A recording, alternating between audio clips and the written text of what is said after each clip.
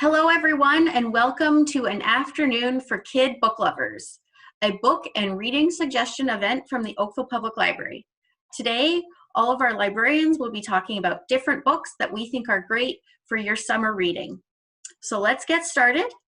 First, we have Tanya. I'm muted. No, you're not anymore. Okay, so I'm going to talk about New Kid by Jerry Craft.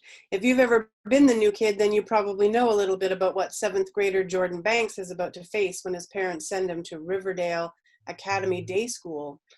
Jordan loves to draw, but instead of going to art school like he wanted, his parents send him to an elite prep school where he's on a scholarship and also one of the only a few kids of color. Jordan is somewhat anxious about his new school, like anyone would be, and he worries about fitting in. He worries about his grades, but in addition to the usual worries of being the new kid, he also finds that there are some new things to worry about. Jordan finds he must add racism and classism to his list of worries, but he also has to worry about how he's going to be perceived by his old friends in the neighborhood, and he finds himself experiencing the tension of existing in two different worlds and not feeling like he fits in either one. So Jordan travels back and forth from his home in Washington Heights, Manhattan to the Riverdale Academy in the Bronx, and he has a few setbacks, but Jordan is a likable kid and he begins to find his way. He makes some friends, he tries out for sports, he develops his love of drawing, and he chronicles his experiences in a sketch pad, and this is how the reader really gets to see into the world that he's living in. Jordan uses his sketchbook to express his feelings and interpret his new environment and comment on the racism and classism that he and other students face. What begins to emerge in his black and white notebook drawings is a pattern of stereotyping and implicit bias and microaggressions that he has to endure as one of a handful of kids of color. And it's not just the students, it's also the teachers. He's regularly spoken to in slang, mistaken for other kids of color at school. One day his teacher singles him out during a discussion about financial aid, revealing that he's at the school on a scholarship. Even Jordan's supportive parents don't always understand the extent of the racism he faces. This is a graphic novel, and so there are vibrant full-page spreads and the characters' emotions are always well conveyed, but it's Jordan's black and white notebook drawings that are the highlight of this work. They combine social commentary with Jordan's insight and ability to use humor to illustrate his feelings about the situation he finds himself in. The sketches show him being called angry for his observations, feeling minuscule in a cafeteria, and traveling by public transportation across different socioeconomic and racially segregated neighborhoods, and also Jordan changing his outfit and his behavior in order to fit in. This isn't a very engaging story, and it's going to appeal to any kid who's ever been the new kid. Every issue that is tackled in this book is not solved at the end with a neat and tidy bow, but when does that ever happen in real life? And there's an interesting cast of characters, and it accomplishes a pretty neat trick. It simultaneously captures the hijinks of middle schoolers and also the tensions that come with being a person of color in a traditionally white space. I would recommend this one. I really enjoyed it. I'm not really a graphic novel reader, but I really enjoyed this one. And the other book that I wanted to tell you about, if I can find it, is Bernice Buttman, Model Citizen by Nikki Lenz. And to be honest, I picked this book because her name is Bernice Buttman, and I think that would be a fun name to go through life with.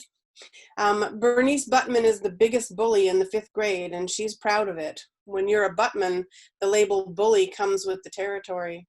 She loves pounding puny kids and eating cheese balls till her fingers turn orange. But she sleeps on a moldy mattress in a tiny trailer in Kansas City, crowded in with her 4 rowdy brothers and her mother, who takes Bernice's lunch money for a new tattoo and dreams of being a Hollywood star. Bernice is not liked by her schoolmates, but she has dreams. Secretly, she would like to leave her bad reputation behind, and she dreams of having a true friend, but that doesn't seem likely. She simply doesn't know how to make that happen. She also dreams of becoming a Hollywood stuntwoman, and from her perspective, the only way she can escape her current life and start living her dream is to raise money to attend the Hollywood Hills stunt camp, where she can learn to crash cars and punch people even harder. All she needs are a few generous strangers to donate to the cause. So she sets up a fake Let's Fund This website, mostly consisting of lies, and the cash starts rolling in. But Bernice's mom discovers what she's done, and instead of making Bernice apologize and give back the money, Bernice's mom steals the money for herself and heads to Hollywood to become a star, just like she always wanted. On the way, she drops Bernice off to live with her Auntie Josephine, who happens to be a nun. This is her chance to wipe the slate clean, of course, and start fresh. Nobody in the town of Halfway knows that Bernice is a bully. In the abbey where Auntie Josephine lives with a small group of quirky nuns, including one such nun who only speaks in children's book quotes, Bernice is surprised that she gets her own room and maybe a chance at friendship. Unfortunately, she immediately locks horns with the school's most perfect student, Emma Jean, and finds that her life has become a constant battle to do the right thing. Bernice struggles to change with the help of the nuns, a new friend, and horseback riding and stunt lessons, but when she sees the chance to get money for camp by creating a fake fundraiser for the Abbey, she has to decide what kind of person she really wants to be. The thing I like most about this book are Bernice's great sayings, and if you're not saying, well, butter my butt and call me a biscuit when you finish this book, I'm going to be very surprised. That's it from me. Thanks so much, Tanya. So next we have Tatiana, and I will unmute you.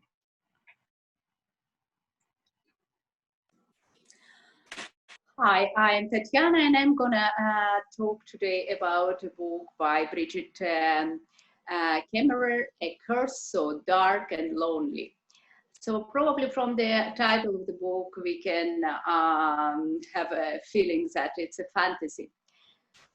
So everything came easy for him. However, one day, Prince Ren, the heir of Emberfall, has been cursed to live in the autumn of his 18th year.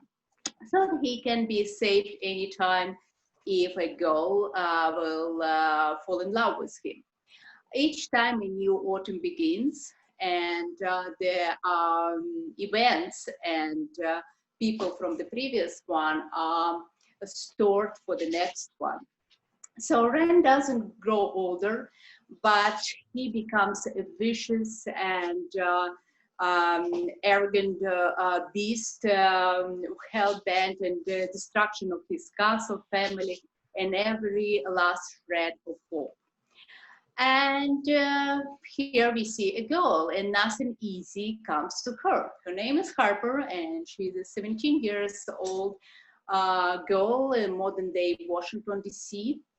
And she has a quite tough life because her mom is in the last stage of cancer. Her dad was never in the picture, and her brother is involved in the criminal activity, trying to get money for mom's treatment.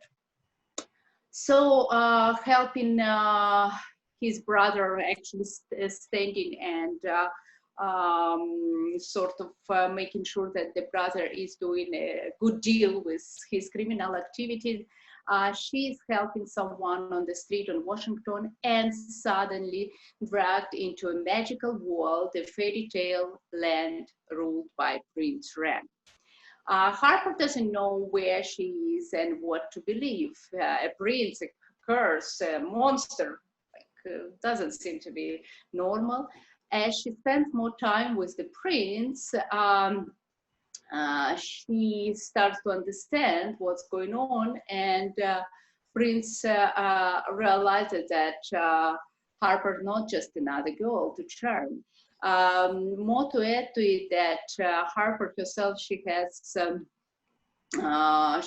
cerebral palsy, and after a few surgeries, she limps. So, you know, she probably not that princess what Ren seen before. So she's different. But she has her inner beauty, inner charm, and she fell in love with the prince. So, and the curse has been broken. So this is the contemporary retelling of the all-time favorite fairy tale Beauty and the Beast. Exceptionally well written, and the novel brings the multiple points of view, and as they allow the reader to get a general perspective and get to know the characters and them. Bridget Kemmerer is an American author for young adults. She was born in Omaha, Nebraska, and she was working in financial industry before she quit and became a full-time writer for young adults. This year, a sequel for the book was published, A Heart So Fierce and Broken. And just want to add it that on Goodreads, it has, I believe, 4.1 ranking, so which is quite high ranking, and I'm highly recommending it. So the other book of mine, let's move to the next slide. And it's The Love and Lies of Roxana Ali by Sabina Khan. It's definitely 14 plus novel, and for young adults. It's not a children's book. And Roxana is a 17-year-old Bengali American lesbian living in Seattle. In many ways, she's very lucky because she has a girlfriend who loves her, and she has many friends at school. She has hardworking parents and got her full scholarship to Caltech. However, she lives in between two cultures. Her parents are all tradition Muslims, and her friends are very open to all modern world life. And Roxana knows that her conservative parents will never go along with her sexuality, and equally frustrated because her friends don't understand why she wants to come out already. So she's like in between two worlds. So eventually her parents found out about her sexuality and sent her back to Bangladesh. So where she's thrown headfirst into world of arranged marriages and tradition. What helps her to survive and find a way back, and also keep the connection between her tradition and religion, and also the new world where she is, it's her grandmother diaries. Anyway, it's all will end very happily, and it's a very good book to read. Sabina Khan, the author of the book, says that teen readers of the book have sent her private messages saying they felt seen for the first time in a book. This is good for so many people who felt invisible, like their stories don't matter, she says. People really want to hear out our stories. As someone who grew up being bullied in a small town in Germany, it's a total shock that her coming of age story about LGBTQ Bengali American was named one of the most anticipated release of 2019.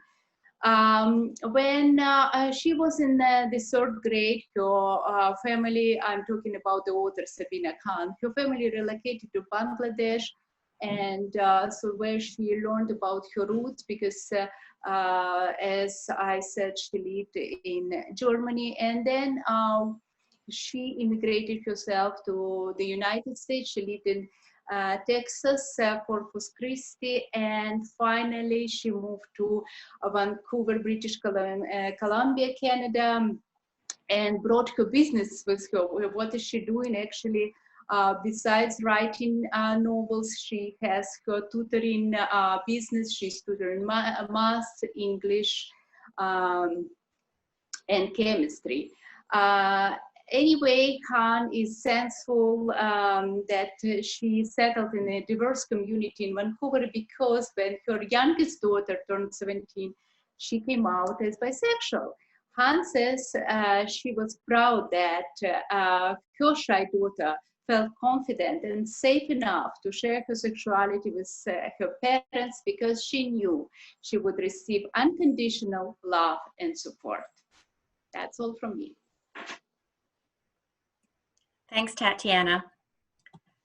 Next, we have Deanna. Deanna, I think you have to unmute yourself. There we go. So hello, my name is Deanna, and I'm so happy to be bringing you a couple of book recommendations that hopefully you will be able to check out this summer. The first book I'm going to talk about is The Season of Styx Malone by Kekla Magoon. It was published in 2018 and would be a great book for readers in grades 4 to 7. The Season of Styx Malone is an attention-grabbing, one thing leads to another kind of adventure. It's summer break, and Caleb and his older brother, Bobby Jean, are craving an adventure. Caleb dreams of venturing beyond their small Indiana town, but their dad doesn't allow them to go very far. One day, Caleb and Bobby Jean meet a new neighbor named Styx Malone. He is the coolest kid around, and he's also 16 years old. Styx promises the brothers a summer filled with excitement, which turns into them attempting to pull off the great escalator trade, trading one thing after another until they get their ultimate dream, a shiny new moped. But as they get further and further into the trade, they find themselves in over their heads, and Styx has secrets that might just ruin everything. It's a summer adventure of a lifetime for the brothers, but you'll have to read the book to find out what happens. The Season of Styx Malone is a coming-of-age story. It is culturally diverse, features likable characters, and has a fun, mischievous tone. It was a Coretta Scott King Honor Book and the winner of the Boston Globe Horn Book Award for Fiction. The Season of Styx Malone is available on Cloud Library as a downloadable audiobook and an ebook and can be borrowed with your Oakville Public Library card. You can also place a hold on the book to be picked up at an available Oakville Public Library location. I hope you will check this one out to see what kind of summer adventure it will take you on. And for my second book, I'm going to talk about Because of Winn-Dixie by Kate DiCamillo. This was one of my favorite books growing up, and that's why I am recommending it to you. Because of Winn-Dixie was published in the year 2000 and is a great read for those in grades 4 to 6. The story follows 10-year-old India Opal Baloney during her first summer in Naomi, a small town in Florida that she has just moved to with her father. As you can imagine, moving to a strange town where you don't know anyone is very difficult. Opal was very lonely at first, until one day she goes to her local grocery store and finds a big, ugly, stray dog in need of someone to take care of him, and Opal also needs a friend. So she decides to bring him home to meet her dad and names him after the grocery store where she found him, Winn-Dixie. Since Opal and her dad moved to Naomi, she has been thinking a lot about her mom, who left their family when she was 3 years old. Opal wants to know more about her mom, but she is too afraid to ask her dad. So it is because of Winn-Dixie that Opal gets the courage to talk to her dad about her mom. And she decides that she would like to know 10 things about her mom, one for every year that she has been alive. During the summer, Winn-Dixie helps Opal to make friends, and she collects stories about them just like her mom used to do, helping her to not feel so lonely anymore, and she learns that some things are okay to let go of. Because of Winn-Dixie is a realistic novel. The characters are believable and likable. The storyline is character-driven, and it is an overall feel-good story. Because of Winn-Dixie has won numerous awards and received a Newbery Honor. It has been translated into almost 30 languages and was made into a motion picture. In 2012, Because of Winn-Dixie was ranked number 20 in a survey of the best children's novels of all time published by School Library Journal. Because of Winn-Dixie is available to be borrowed from the Oakville Public Library as an ebook on Cloud Library and can be placed on hold. I hope you will check out this book if you haven't read it before, or if you have, it's a great book to reread. Happy reading.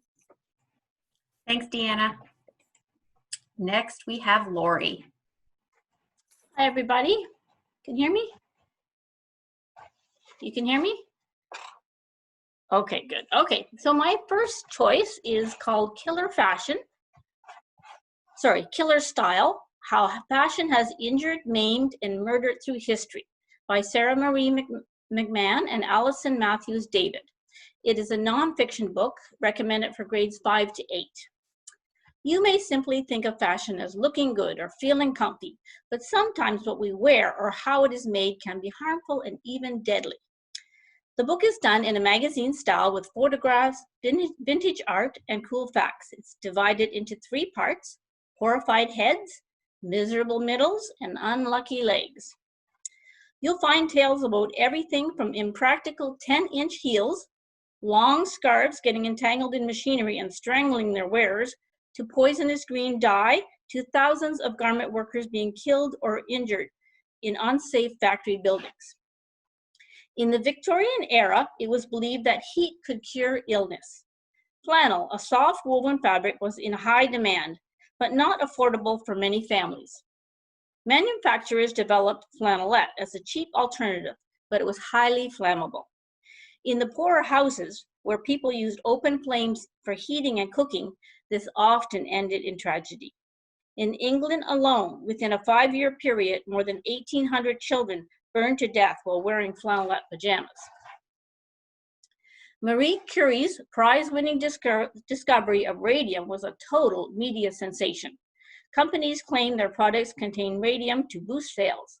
Everything from chocolate, perfumes, books, baby clothes, and even underwear claim to contain radium. Would you wear radioactive underwear? We now know high doses or continued exposure to radium can cause serious health problems. Read about these fashion foul-ups or other compelling stories about what you wear. The book is an eye-opener to the importance of worker safety. Our clothing is often made by employees who have been overworked, underpaid, and subject to unsafe conditions. Make sure your cheap t-shirt doesn't come at the cost of someone's life. Killer Style is a 2019 OLA Best Bets Award winner. Read-alikes include Factory Girl by Barbara Greenwood and Peggy's Letters by Jacqueline Halsey. And my second book is a fiction book. It is called The War That Saved My Life by Kimberly Brubaker Bradley. It's an historical fiction book recommended for ages 8 to 12 or grades 4 to 6. The War That Saved My Life has a kind of Harry Potter or Cinderella beginning. Ada has lived all 11 years of her life as a virtual prisoner in her mother's one-room apartment. She has a club foot, which her mother thinks is a disgrace that shouldn't be seen, so never lets her outside the apartment. She is forced to cook, clean, and take care of her younger brother, Jamie. Her mother is ashamed of her and abuses her physically, verbally, and emotionally.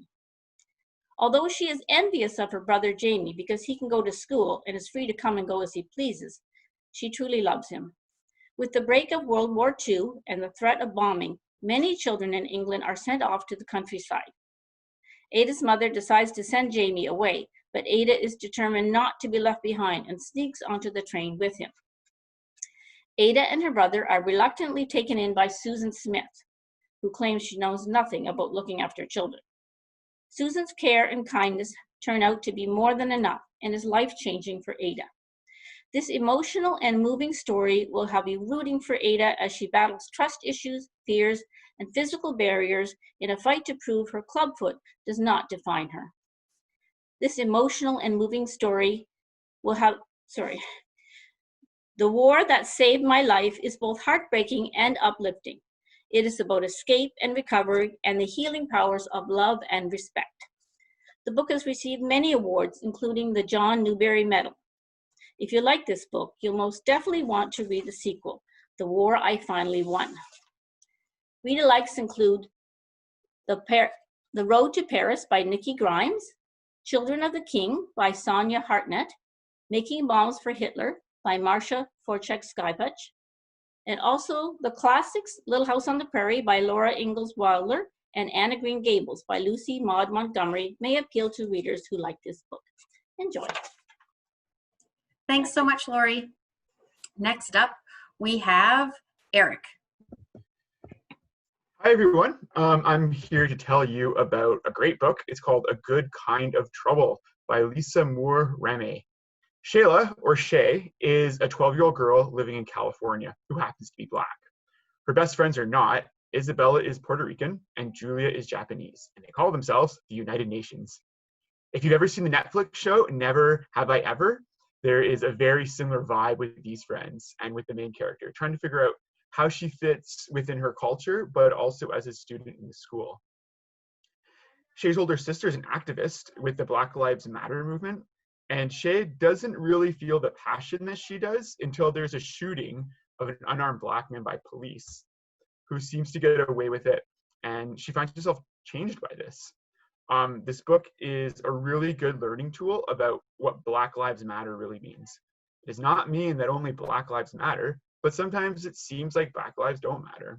One example that Shay's mom tells her that worked for me was that if you go to the doctor with a broken arm, the doctor is going to treat your arm. Does that mean that the rest of your body doesn't matter? Of course not. All of your body parts matter, but right now your arm is what needs the help. There were other metaphors like that sprinkled throughout the book, but for whatever reason, that one really stuck with me. Issues about race are important in this book, and it makes the story unique, but it is also a story about a girl navigating life as a 12-year-old in middle school. She has friends who are changing, she has feelings for a boy that doesn't feel them back, and there's a boy that has feelings for her that she doesn't share. Some drama there, but it isn't too serious. There are some scenes of bullying with different kids in the school and some good ways of dealing with that. There's also an exciting sports element. Shay joins the track team, something I could identify with when I was in school, and she had an opportunity to get to know other Black students for really the first time in her life. And that could be a good thing, but also a very scary thing because she found herself being judged for not being Black enough. I should say something about the title of the book, A Good Kind of Trouble. Shayla does not like trouble. The thought of being in trouble or being near trouble stresses her out so much it makes her hands itch. So she always keeps her head down, gets good grades, and behaves herself. Throughout the book, however, we slowly find her realizing that sometimes you have to do things that might be against the rules, but are actually the right thing to do. In a way, the title is almost a giant spoiler, but you'll have to read the book to understand why.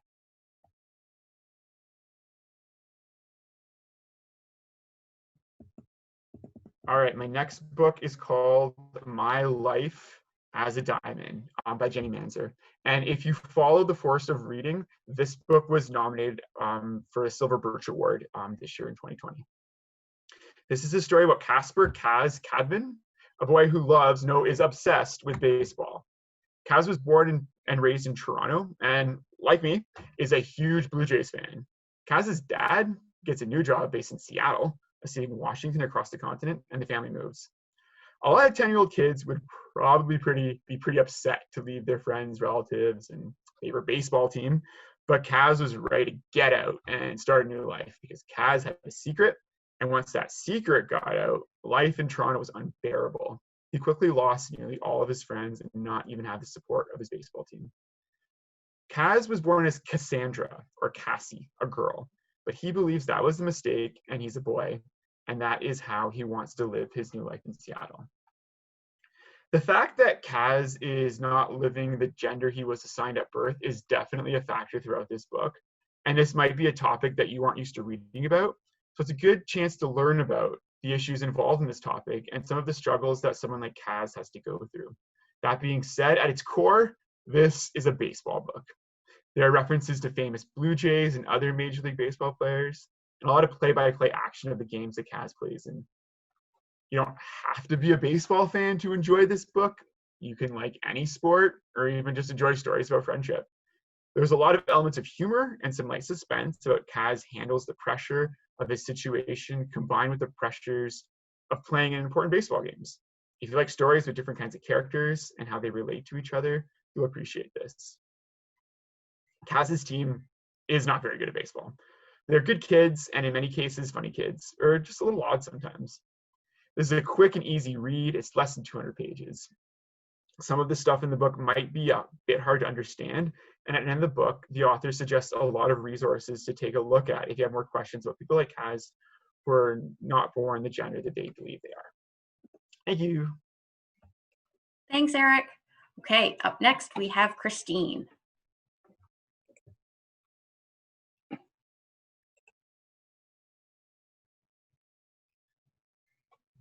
Hi, everyone.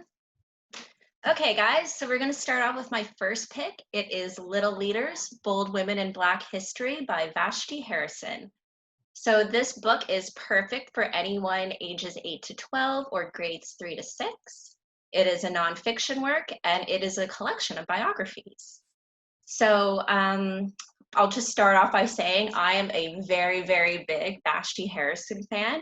She's the illustrator behind Hair Love by Matthew A. Cherry and Sulwe by Lapita Nugo. So I started following her on Instagram quite a few years back, and I just absolutely fell in love with her beautiful artwork. So if you do have Instagram, follow her account. You won't be disappointed. Her artwork's spectacular.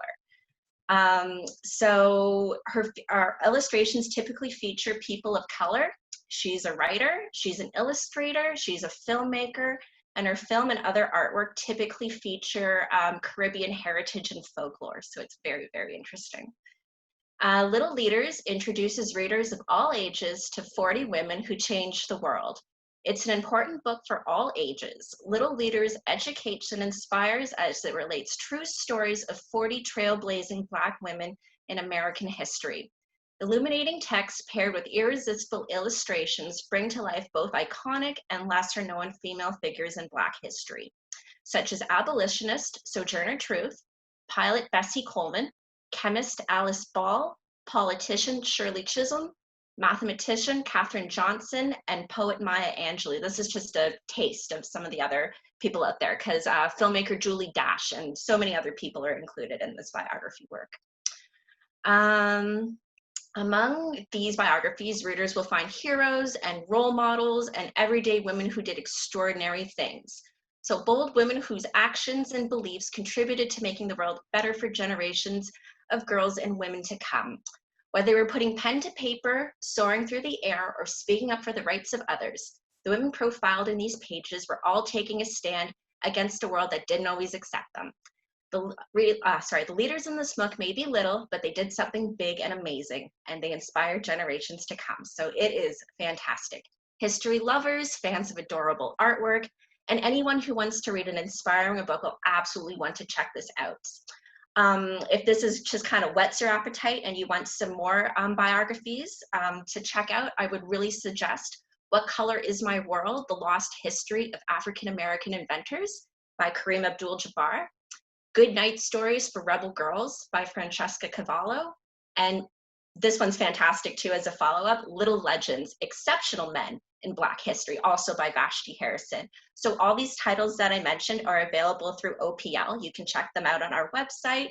And I hope you've enjoyed and read more about Black history. It's fantastic. Great. So my next book that we'll be talking about is Cheese Sweet Home by Konami Kanata. So this series is perfect for anyone ages 8 to 12 or grades 3 to 6. It's fiction and it is manga, so it's a comic book series that you can read. So just to get it, I should just come out and say right away, I am a huge cat lover. I've literally never met a cat I didn't want a pet, and I am actually getting 2 kittens coming up soon. I'm getting one of them next week. So reading Cheese Sweet Home was like the perfect way for me to whet my appetite for my little kittens that are about to come. I'm so excited to meet them. So on top of loving cats, I also love manga. So when I first read Cheese Sweet Home, I was absolutely thrilled. It is adorable, and it's the perfect series for any animal lovers who wants to giggle about the crazy antics their pets get up to. So Chi is a mischievous little gray kitten who's born while on a leisurely stroll with her family, finds herself lost one day. She's overcome with loneliness, and she breaks into tears in a large meadow park, where she's rescued by a young boy named Yohai and his mother. The little kitty is then quickly and quietly whisked away to the warm and inviting Yamada apartment, where pets are strictly not allowed. So hijinks ensue. It's very, very funny. Konami Kanata has written and illustrated more than a dozen comic series in her 30-year manga career. The majority of her work focuses on cats and pets. Konami is well regarded within the pet manga community for her keen sense of cat psychology. So honestly, this lady really knows her cats. You can tell that she obviously has lived with several cats, because the stories that she illustrates will really touch pet lovers to the core. They're fantastic. So There's times when she's learning to use her litter box, or when she meets other neighborhood cats, or so many other fun adventures like that, when she gets a bath or takes a visit to the vet. So pet owners will find these situations very familiar and will burst out loud laughing from them. So, but the thing is, Chi is more than just a cute kitty antics. It's a thoughtful reflection on the joys and difficulties of pet ownership. And it's one that invites readers of all ages to see the world through their cat's or their dog's eyes, and kind of imagine how life is, how they're trying to interact with humans. So it's a really nice kind of flip of how the relationship we have with our pets. So take a look at Chi's Sweet Home if you're looking for a series that will bring a smile to your face. It's sweet, innocent fun, and will definitely make readers want to get out there and pet some kittens. So some read-alikes, if you just want some more Chi's Sweet Home in your life, is Callie by Ellen Miles, Hello Kitty, Here We Go by Jacob Shabbat, and my personal favorite, Fluffy Fluffy Cinnamon Roll by Yumi Sumikaro. So those are my picks. Check them out on OPL's website, and I hope you enjoy them. Thanks a lot. Thanks, Christine. Okay, I'm up next, and my first book that I want to talk to you guys about, sorry, my name is Ashley, and the first book that I want to talk to you about is Strange Birds, A Field Guide to Ruffling Feathers by Cecilia C. Perez. So it's finally summer, and 4 Florida girls will come together to become friends, but also make a difference in their community. Ophelia wants to be a journalist. She admires the muckraker female journalists who came before her, women who exposed important issues. She knows the summer is her chance to write an amazing story that will help her win a spot in a New York journalism camp. She just needs to find the perfect story. Kat loves birds that live in her native Florida, the flamingos, peacocks, and pelicans. She is a dedicated bird watcher and has researched the history of birds in her state. Unfortunately, she is part of the Floras, a troop of girls, similar to Scouts, where a prized hat with feathers really concerns Kat. How can she be part of the Floras when they revere a bird feather hat? Aster loves to cook. When spending time at the library with her grandfather, who she lives with, she copies recipes from classic cookbooks and bakes delicious treats and tasty dinners. Kat doesn't have many friends and misses her parents, so cooking becomes an important pastime for her. And then there's Lane. Lane just arrived in Florida. She's staying with her grandma, who is famous in Florida for growing oranges. Lane doesn't really want to be in Florida, though. She wants to be in London, England with her family, but her parents are getting divorced, so she just has to stay with her grandma for the summer. In a new town, Lane has no friends except for the giant peacock that lives in her grandma's garden. So Lane devises a plan to meet new people by creating a secret group. Aster, Kat, and Ophelia answer her call and become members of the Ostentation of Outsiders and Others. Quickly, the girls become friends, and each of their unique interests help the group find purpose over the summer. You will fall in love with each girl, Aster, Kat, Ophelia, and Lane.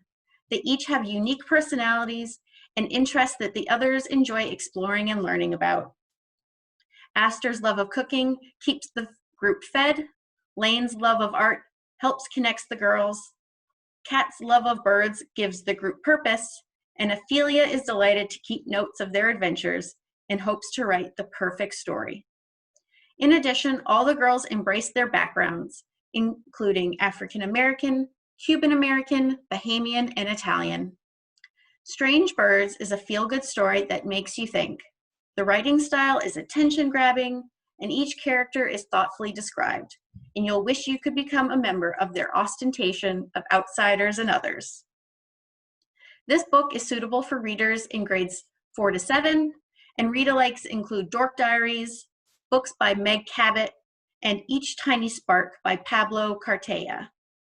If you like this story from Cecilia C. Perez, you can also check out her first novel, The First Rule of Punk, about a new girl at a new school.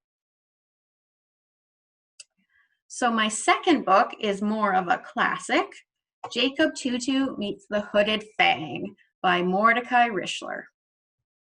So, once there was a boy called Jacob Tutu. He was 2 + 2 + 2 years old. He had 2 ears and 2 eyes and 2 arms and 2 feet and 2 shoes. He had 2 older sisters and 2 older brothers. And he likes to say everything twice. Jacob is also tired of being too young to play with his brothers and sisters, too young to help his mother with chores, and too young to leave the house alone.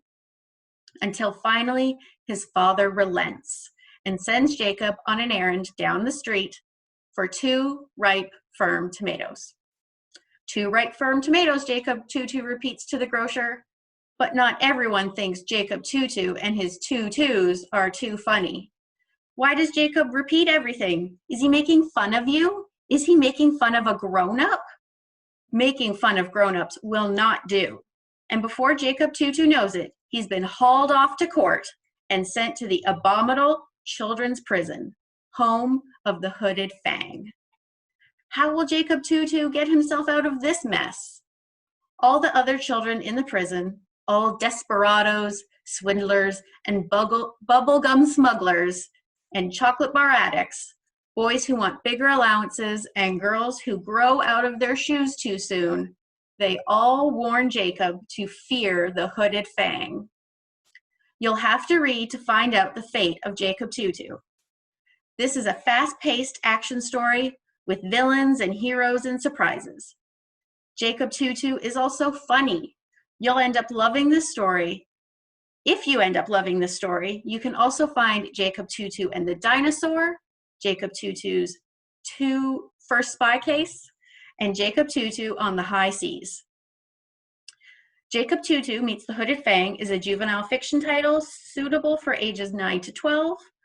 And read-alikes would include Big Nate, Diary of a Wimpy Kid, and Captain Underpants. So I hope you enjoy those.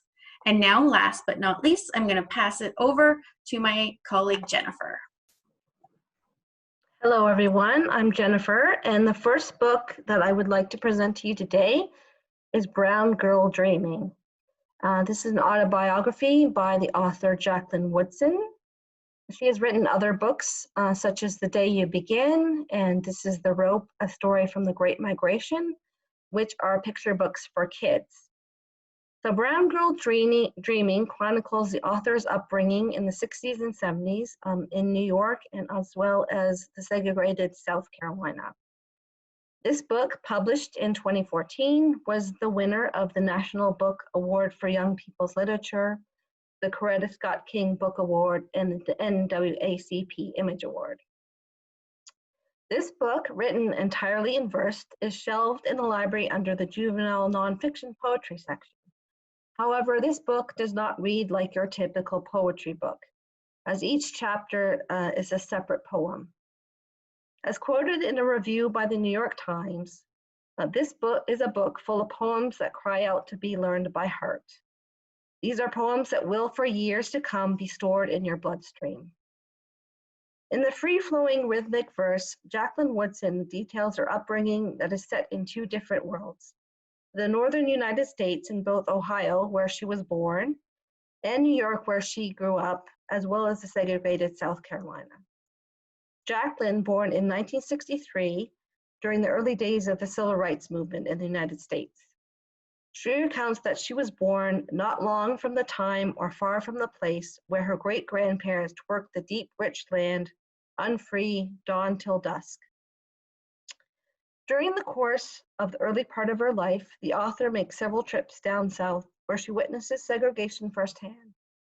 She also spends extensive time down south living with her grandparents when her parents divorced. Other themes that are present in this book are language and storytelling, as the author uses writing as a way to resolve some of the painful parts of her life. Religion and spirituality are also very evident in this book as she delves into Christianity and Islam, even detailing her years spent in South Carolina practicing as a Jehovah's Witness under the guise of her grandmother. The novel also explores death and grieving family, home life, and age and aging. This novel is intended for children aged 9 to 12. However, it can certainly be appreciated by adults as well. I certainly have enjoyed listening to it, and I've also bought the ebook version as well. So this title is available as downloadable audiobook through our Cloud Library digital resource on our website. As well, you can place a hold on our print copy through our website that you can pick up at one of our available library locations. So that's Brown Girl Dreaming. Now to something that I'm sure everyone knows about is Percy Jackson and the Lightning Thief. So this is the graphic novel from the Percy Jackson and the Olympians series. So it was published in 2013.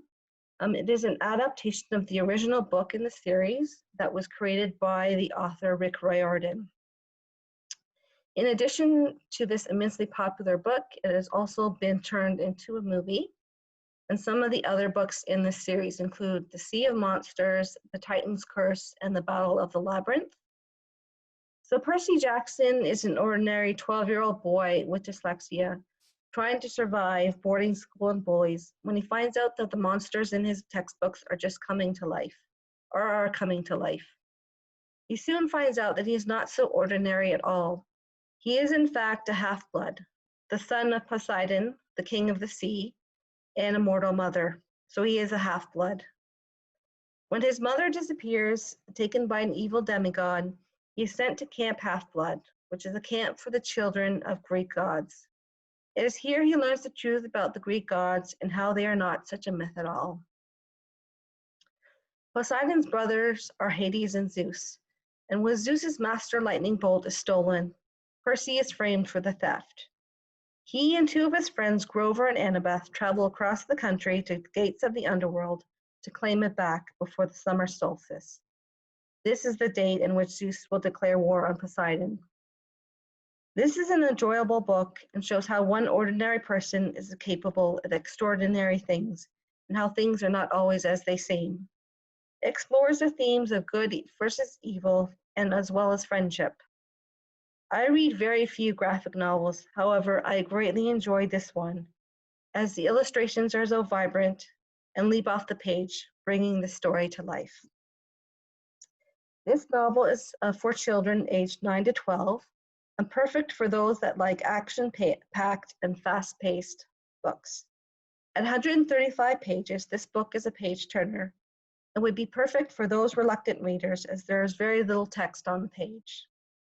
Would also be a good supplement to those readers who have read the original book and or have seen the movie adaptation. Percy Jackson and the Olympians, The Lightning Thief, the graphic novel edition, is available through our Hoopla digital resource on our website. It can be accessed immediately using your Oakville Public Library card. As well, there is a print version available, which you can place a hold on and pick up at one of our library locations. Thank you. Thanks, Jennifer. Thanks for everyone for participating today. If you have any questions about any of the books we talked about, I would encourage you to email the library at oplreference@oakville.ca. And as all of our staff and librarians mentioned, you can check out Hoopla, Cloud Library, or you can see if the titles are available in the stacks. We have curbside pickup now, so you can come get your books. And I'm just gonna stop sharing screen and we can all say goodbye. Thanks everyone for participating today, and we hope that you have a great summer of reading.